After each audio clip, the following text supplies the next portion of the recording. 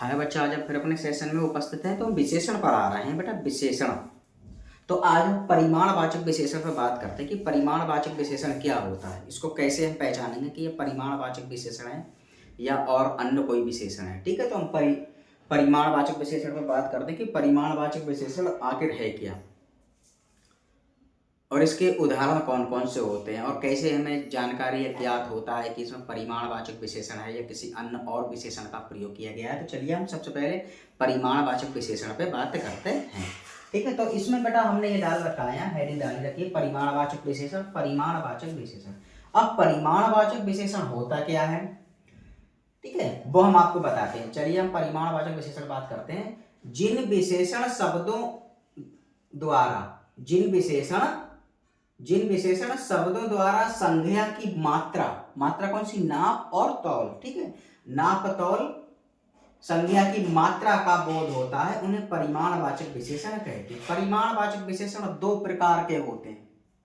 ठीक है, इतनी बात पहले समझिए। जिन विशेषण शब्दों से संज्ञा की मात्रा मतलब नाप तौल का बोध होता है, उन्हें परिमाणवाचक विशेषण कहते हैं। परिमाणवाचक विशेषण के दो प्रकार हैं, ये दो प्रकार होते हैं। ठीक है, अब साधारण भाषा में हम क्या करते हैं, जिन विशेषण शब्दों द्वारा संज्ञा की मात्रा मतलब नाप तौल का बोध होता है, उन्हें बेटा क्या कहते हैं, परिमाणवाचक विशेषण कहते हैं। और परिमाणवाचक विशेषण दो प्रकार के होते हैं। इतनी बात क्लियर हो गई। जिन विशेषण शब्दों द्वारा संज्ञा की मात्रा, जिन विशेषण शब्दों द्वारा संज्ञा की मात्रा मतलब नाप तौल का बोध होता है, उन्हें परिमाणवाचक विशेषण कहते हैं। और परिमाणवाचक विशेषण दो प्रकार के होते हैं। इतनी बात क्लियर होगी। मतलब जहां किसी चीज की नाप तौल के बारे में वर्णन किया जाता है, वहां बेटा परिमाणवाचक विशेषण होता है। तभी तो इसमें लिखा है जिन विशेषण शब्दों द्वारा संज्ञा की मात्रा, जिन विशेषण शब्दों द्वारा संज्ञा की मात्रा मतलब नाप तौल का बोध होता है, उन्हें परिमाणवाचक विशेषण कहते हैं। परिमाणवाचक विशेषण दो प्रकार के होते हैं। इतनी बात क्लियर, ओके, ठीक है। जिन विशेषण शब्दों द्वारा, यानी कि साधारण भाषा में कहते हैं कि जहां नाप तौल के बारे में वर्णन होता है, वहां बेटा क्या होता है, परिमाणवाचक विशेषण होता है। ठीक, और परिमाणवाचक विशेषण के दो प्रकार होते हैं। एक होता है निश्चित परिमाणवाचक और एक अनिश्चित परिमाणवाचक। तो ये चीज क्लियर हो गई। जिन विशेषण शब्दों द्वारा संज्ञा की मात्रा नाप तौल का, ठीक है, बोध होता है, जिन विशेषण शब्दों द्वारा संज्ञा की मात्रा मतलब नाप तौल का बोध होता है, बेटा वहां क्या होता है, परिमाणवाचक विशेषण होता है। परिमाणवाचक विशेषण के दो प्रकार हैं, निश्चित परिमाणवाचक और अनिश्चित परिमाणवाचक। तो इतनी बात क्लियर हो गई कि परिमाणवाचक विशेषण किसे कहते हैं। ठीक है, नाप तौल मतलब नाप तौल के बारे में जहां नाप तौल का जहां बोध होता है, वहां बेटा क्या होता है, परिमाणवाचक विशेषण होता है। और परिमाणवाचक विशेषण के कितने प्रकार हैं, तो ठीक है बेटा, दो प्रकार हैं। कौन कौन से, निश्चित परिमाणवाचक और अनिश्चित परिमाणवाचक। ठीक है, तो ये चीज क्लियर होगी। अब हम इस पे चलते हैं, निश्चित परिमाणवाचक क्या है, निश्चित परिमाणवाचक क्या है, निश्चित परिमाणवाचक क्या है। अब हम इसमें चलते हैं, निश्चित परिमाणवाचक क्या है। ये तो आप समझ गए होंगे, जानते ही है कि निश्चित परिमाणवाचक किसको कहते हैं। जिन विशेषण शब्दों से संज्ञा की निश्चित मात्रा का बोध होता है, उन्हें निश्चित परिमाणवाचक विशेषण कहते हैं। निश्चित परिमाणवाचक विशेषण कहते हैं। मैं दोबारा फिर बता रहा हूँ, इस चीज पे आ रहा हूँ। इसके जो दो प्रकार हैं, मतलब निश्चित परिमाणवाचक, जिन विशेषण शब्दों से संज्ञा की निश्चित मात्रा का बोध होता है, उन्हें निश्चित परिमाणवाचक विशेषण कहते हैं। अब आपके मन में ये सवाल उत्पन्न होता होगा, ये जागृत होता होगा कि सर हमने ये तो बता दिया, इसकी एग्जाम्पल उदाहरण भी बताया। ठीक है, बताता हूँ दोबारा फिर मैं चलता हूँ। जिन विशेषण शब्दों से संज्ञा की निश्चित मात्रा का बोध होता है, उन्हें निश्चित परिमाणवाचक विशेषण कहते हैं। अब जैसे इसमें एक उदाहरण, 1 किलो आलू। अब यहां आपकी समझ में आएगा, इसमें क्या है, निश्चित परिमाणवाचक, जिन विशेषण शब्दों से संज्ञा की निश्चित मात्रा का बोध होता है, उन्हें निश्चित परिमाणवाचक विशेषण कहते हैं। अब जैसे 1 किलो आलू क्या है, 1 किलो आलू साफ बात है कि भाई 1 किलो है, या 1 किलो चीनी कह सकते हैं, 1 किलो अन्य भी कुछ कह सकते हैं खाने पीने की, जैसे केले सेब संतरे वगैरह कह सकते हैं। 1 किलो है, निश्चित है कि भाई 1 किलो है, ये निश्चित है कि 1 किलो है। 4 किलो भी कह सकते हैं, 2 किलो भी कह सकते हैं, लेकिन निश्चित तो है वो 1 किलो 1 किलो ही है, 2 किलो 2 किलो ही है, 3 किलो 3 किलो ही है, निश्चित तो है, पता तो है हमें ये कितनी है, तभी तो ये निकल निश्चित। निश्चित परिमाण वाचक, निश्चित परिमाण वाचक विशेषण, विशेषण यहाँ नहीं लिखा है, विशेषण इधर है। निश्चित परिमाण वाचक, निश्चित परिमाण वाचक, तभी तो लिखा 1 किलो आलू, ठीक है, 1 किलो सेब कह सकते हैं, 1 किलो संतरे कह सकते हैं, ठीक है, 1 किलो अमरूद कह सकते हैं। जो निश्चित हो, जो क्लियर हो कि ये चीज इतनी है, ठीक है। 5 किलो भी कह सकते हैं। अब 10 मीटर कपड़ा, कपड़ा है कितना है, 10 मीटर है, क्लियर है 10 मीटर है भाई, 10 मीटर कपड़ा है, क्लियर तो है, पता तो लग रहा है कि 10 मीटर है ये। ऐसे ही 1 किलो आलू, 1 किलो आलू, 1 लीटर दूध, 1 लीटर दूध है नहीं, 1 किलो आलू 1 लीटर दूध, पता है 1 लीटर दूध है, 4 लीटर कर सकते हो, 5 लीटर कर सकते हैं, 2 लीटर कर सकते हैं, 3 लीटर कर सकते हैं। क्लियर है कि 1 किलो है, 1 लीटर है, ठीक है, 2 किलो है या 2 लीटर है, तभी तो ये लिखा निश्चित परिमाणवाचक, निश्चित परिमाणवाचक, निश्चित परिमाणवाचक, ठीक है, ये बात क्लियर हो गई।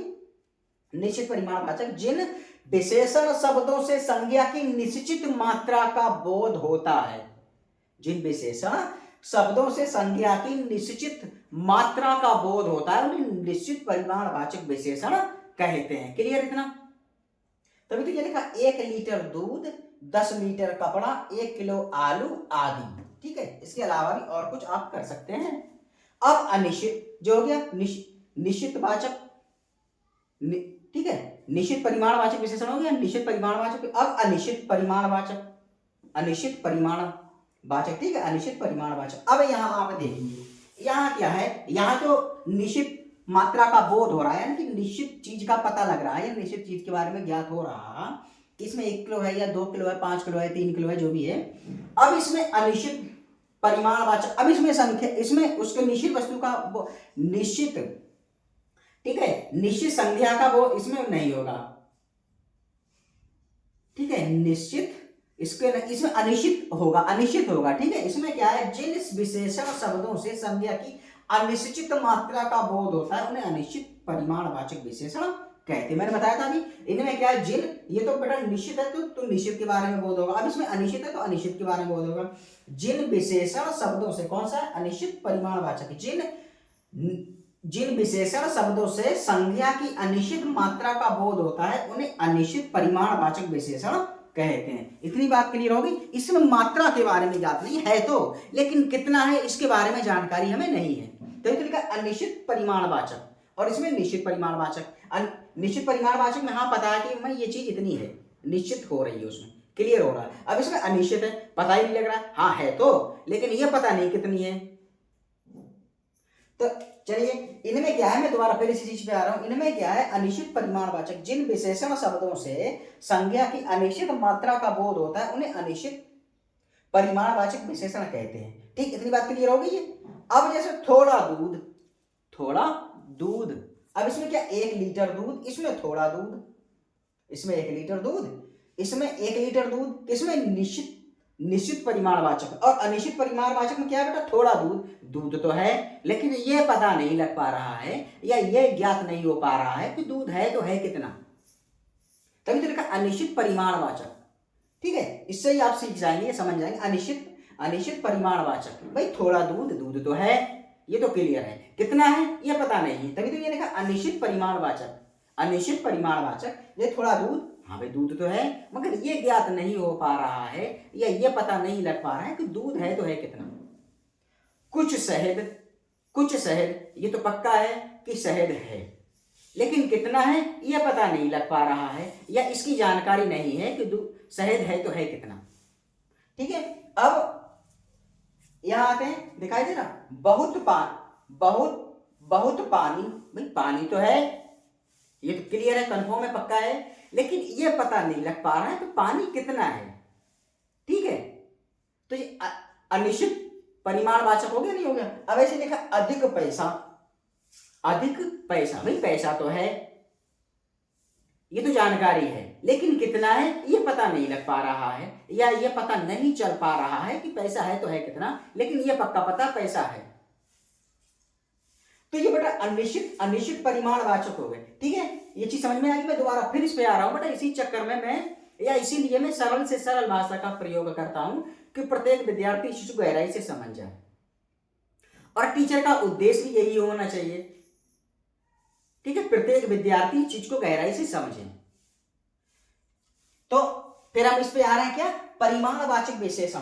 परिमाणवाचक विशेषण ये मैंने लिखा है, परिमाणवाचक विशेषण। इसमें क्या है, हम परिमाणवाचक विशेषण में दोबारा फिर पहुंच रहे हैं, दोबारा फिर आ रहे हैं। इनमें क्या, परिमाणवाचक विशेषण जिन विशेषण शब्दों द्वारा संख्या की मात्रा, क्या, नाप तौल का बोध होता है, उन्हें परिमाणवाचक विशेषण कहते हैं। अब बेटा परिमाणवाचक विशेषण के दो प्रकार हैं, निश्चित परिमाणवाचक और अनिश्चित परिमाणवाचक। ये बात क्लियर हो गई। जिन विशेषण शब्दों द्वारा संख्या की मात्रा मतलब नाप तौल का बोध होता है, उन्हें परिमाणवाचक विशेषण कहते हैं। ये बात क्लियर हो गई। अब परिमाणवाचक विशेषण बेटा दो प्रकार के होते हैं, निश्चित परिमाणवाचक और अनिश्चित परिमाणवाचक। अब हम निश्चित परिमाणवाचक पे आ रहे हैं दोबारा फिर से। ठीक है, जिन विशेषण शब्दों से संख्या की निश्चित मात्रा का बोध होता है, जिन विशेषण शब्दों से संख्या की निश्चित मात्रा का बोध होता है, उन्हें निश्चित परिमाणवाचक विशेषण कहते हैं। जैसे 1 लीटर दूध,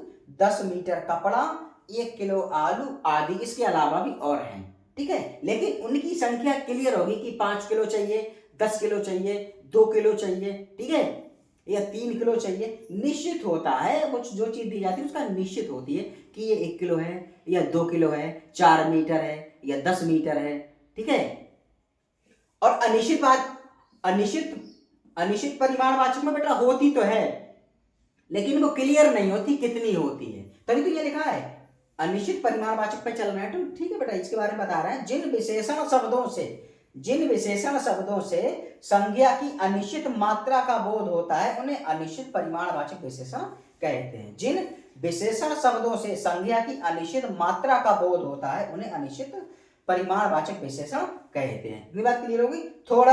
थोड़ा दूध तो है, ये पता नहीं लग पा रहा है कि कितना है। कुछ शहद तो है, ये पता नहीं लग पा रहा है कितना है। बहुत पानी तो है, ये पता नहीं लग पा रहा है कितना है। अधिक पैसा तो है, ये पता नहीं लग पा रहा है कि पैसा कितना है। तो ये बेटा क्या है, परिमाणवाचक विशेषण हमने बताया। परिमाणवाचक विशेषण बेटा दो प्रकार के होते हैं, निश्चित परिमाणवाचक और अनिश्चित परिमाणवाचक। तो ये हमने आपको बड़ा बिंदास तरीके से और सरल भाषा में हमने बताया। ये बेटा गहराई से आप पढ़ना, मन लगा के पढ़ना। कंपटीशन एग्जाम है, कोई मजाक नहीं, हल्के में ना ले इसको, पूरी ताकत झोंक दीजिए एक सीट पक्की करने के लिए। कंपटीशन एग्जाम में एक पोस्ट मतलब एक नौकरी पक्की करने के लिए। तो ये आज हमने आपको परिमाणवाचक विशेषण के बारे में बताया। परिमाणवाचक विशेषण क्या है, ठीक है, इसके कितने प्रकार हैं, किस प्रकार में किसके बारे में वर्णन किया गया है। तो आप मन लगा के पढ़िए, खूब गहराई से पढ़िए, खूब बिंदास तरीके से पढ़िए, पूरी जान झोंक दीजिए। ठीक है, पढ़ाई करने में तन और मन से पढ़ाई करिए, बिंदास तरीके से पढ़ाई करिए। किसी तरीके की कोई अपने मन के अंदर कंफ्यूज ना पालिए। ठीक है, किसी तरीके की अपने मन के अंदर कोई भी कंफ्यूजन मत रखिए। ठीक है, देखिए परेशानी सबके जीवन में होती है, बस फर्क ये है कि कुछ वो परेशानियों का सामना करके आगे बढ़ जाता है और कुछ परेशानियों में ही पड़े उनको बस पकड़े रहता है और आजीवन उनके परेशानियों को पकड़े रोता रहता है। लेकिन समझदार विद्यार्थी भाई जो परेशानियों का सामना करे, उससे संघर्ष करे, उससे मुकाबला करे और अपने लक्ष्य को प्राप्त करे। ठीक है, तो ये हमने परिमाणवाचक विशेषण के बारे में आपको बताया कि क्या है। तो आप मन लगा के इसको गहराई से पढ़िए बिंदास तरीके से। तो बस मेरा वीडियो बनाने का यही उद्देश्य था। तो मैं आशा कर सकता हूँ कि ये सेशन आपके या यह वीडियो आपके पसंद आया होगा। अगर ये वीडियो आपके पसंद आया हो तो इस वीडियो को ज़्यादा से ज़्यादा शेयर करिए और हमें यूट्यूब पे ज़्यादा से ज़्यादा सब्सक्राइब करिए, इंस्टाग्राम पे हमें फॉलो करिए। तो बस आज तक के लिए इतना ही। हम फिर अगले सेशन में उपस्थित होते हैं, तब तक के लिए धन्यवाद।